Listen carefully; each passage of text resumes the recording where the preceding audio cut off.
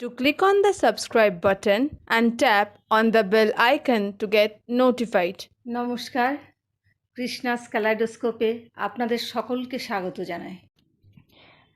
আজকে আমি আপনাদের জন্য নিয়ে এসেছি একটা হেলদি স্ন্যাক রেসিপি মাখানা।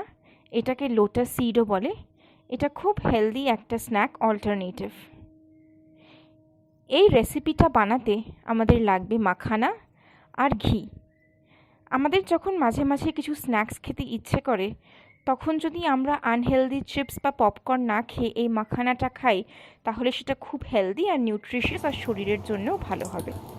এটা বানানোর জন্য একটা কড়াই নিয়ে নেব, তাতে আমরা বেশ খানিকটা পরিমাণে ঘি অ্যাড করে দেব। আপনারা তো জানেনই যে ঘি একটা হেলদি ফ্যাট, ওটা শরীরের জন্যও খুব ভালো। ঘিটা মাঝারি গরম হয়ে আসলে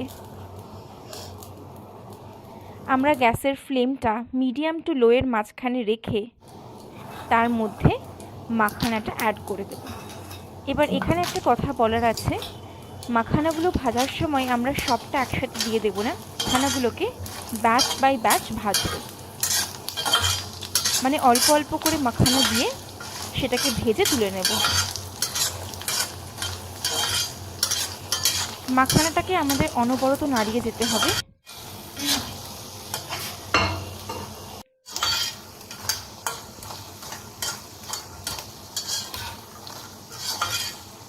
অনবরত নাড়াতে নাড়াতে যখন দেখবেন যে মাখানার কালারটা হোয়াইট থেকে গোল্ডেন হয়ে আসছে তখন বুঝতে হবে যে ভাজা হয়ে গেছে।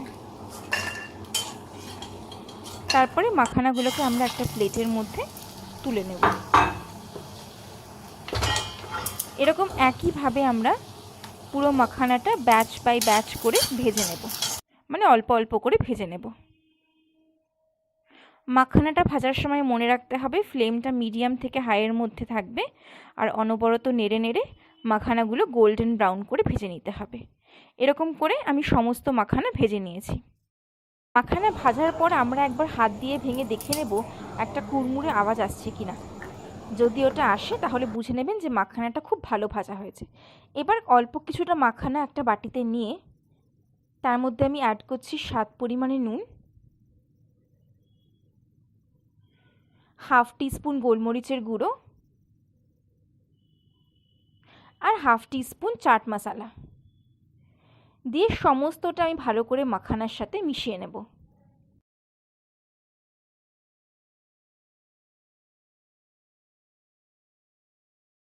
এভাবে সমস্ত মাখানা বানিয়ে আপনারা এটাকে ভালো করে ঠান্ডা করে একটা এয়ারটাইট কন্টেনারে স্টোর করে 4 to 8 উইকস এটাকে আপনারা আরামসে খেতে পারবেন। আশা করি আমার এই কুইক রেসিপিটা আপনাদের খুব ভালো লেগেছে। ভালো লাগলে অবশ্যই এই রেসিপিটাকে লাইক করবেন, শেয়ার করবেন আর অবশ্যই কমেন্ট করে জানাবেন যে আপনাদের এটা কেমন লাগলো। সবাই ভালো থাকবেন, সুস্থ থাকবেন।